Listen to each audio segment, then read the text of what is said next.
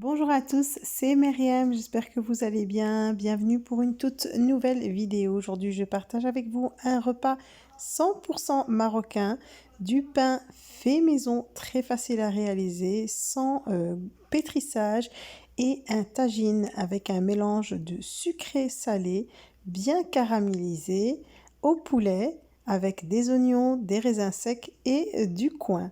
En tout cas, très facile à réaliser et un repas juste délicieux, toujours en toute simplicité. Je vous montre ici le pain donc qui est vraiment très moelleux. Regardez, il se coupe très facilement et je n'ai pas vraiment pétri la pâte, donc elle est très facile à réaliser. Alors, je commence directement avec la préparation du pain. J'ai ici un bol de farine et je vais rajouter une cuillère à soupe de levure boulangère sèche. Je vais également rajouter un bol d'eau chaude et je vais mélanger le tout juste au fouet. Une fois que j'obtiens un mélange bien homogène et qu'il n'y a pas de grumeaux dans la pâte, je vais couvrir et laisser reposer entre 20 à 30 minutes. Alors voici ici après le petit temps de pause, vous voyez on a des belles bulles qui se sont formées. Ici j'ai un autre bol de farine complète cette fois-ci, donc vous pouvez utiliser toujours de la farine blanche. J'ai voulu utiliser de la farine complète. J'ai rajouté une cuillère à café de sel et une cuillère à soupe d'huile de maïs. Je vais commencer à mélanger le tout et je vais encore rajouter un demi-bol de farine pour vraiment bien ramasser la pâte. Donc au total, j'ai mis 2 bols et demi de farine avec un bol d'eau. Vous voyez, on arrive ici à une pâte qui est légèrement collante, donc je ne l'ai pas vraiment pétrie, j'ai juste ramassé ma pâte. Vous pouvez le faire aussi à la main et j'ai laissé poser vraiment 10 à 15 minutes la pâte. J'ai ensuite coupé ma pâte en 4 boules et je les étale avec soit de la farine blanche et moi j'ai utilisé ici de la farine complète. Voilà, je vais passer directement à l'étalage de mes boules et je vais les affiner, pas trop, ne les laisser trop gonfler. N'oubliez pas qu'il y a de la levure dedans, donc les pains vont bien gonfler à la cuisson. J'utilise un rouleau pâtissier pour aller plus vite et voilà, une fois que j'ai une bonne épaisseur, je vais disposer sur ma plaque de cuisson et je vais continuer ainsi avec toutes les boules. Alors voilà, une fois que j'ai terminé, je les laisse reposer encore une petite demi-heure pour lever un peu.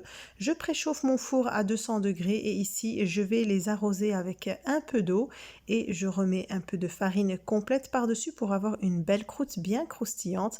J'enfourne une vingtaine de minutes et c'est vraiment à surveiller en fonction de chaque four. Les voici à la sortie du four, vous pouvez les piquer au centre avec un couteau, une fourchette ou autre.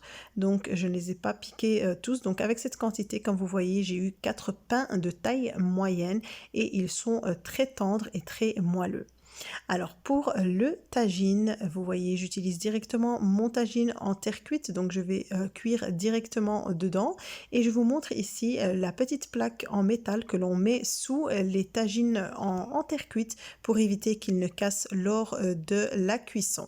Alors j'ai un oignon que j'ai ciselé, 2 petites gousses d'ail, une demi-cuillère à café de sel, le quart de ma cuillère à café de poivre. Et évidemment, le poivre, ça reste en fonction des goûts. Donc moi, je relève assez mes plats.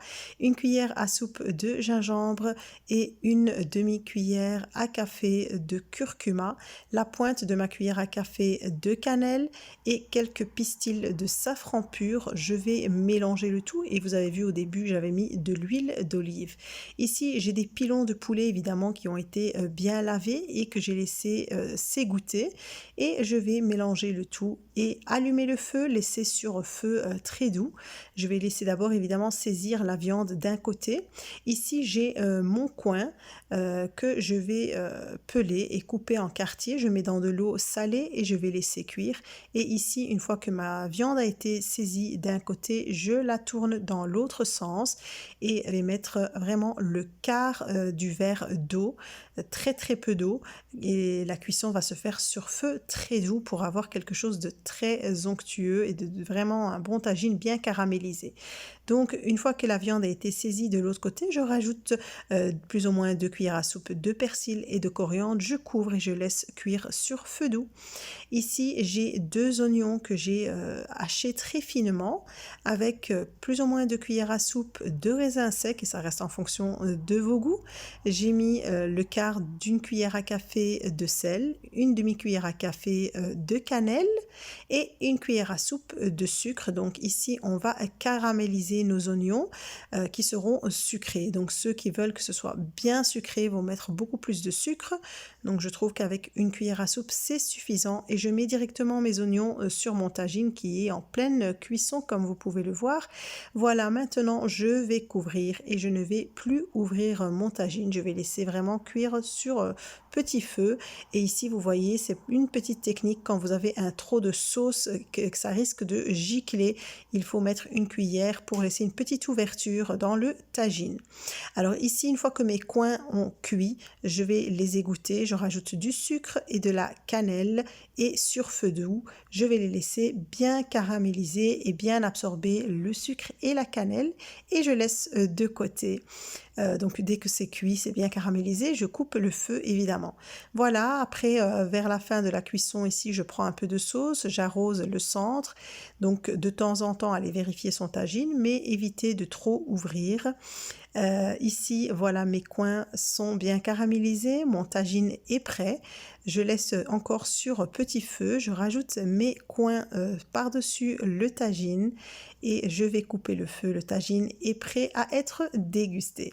Donc voilà, ici vous voyez ma simple et modeste table. Donc le tagine tout chaud et moi j'adore le mélange sucré-salé. C'est pour ça que je voulais vraiment partager ça avec vous.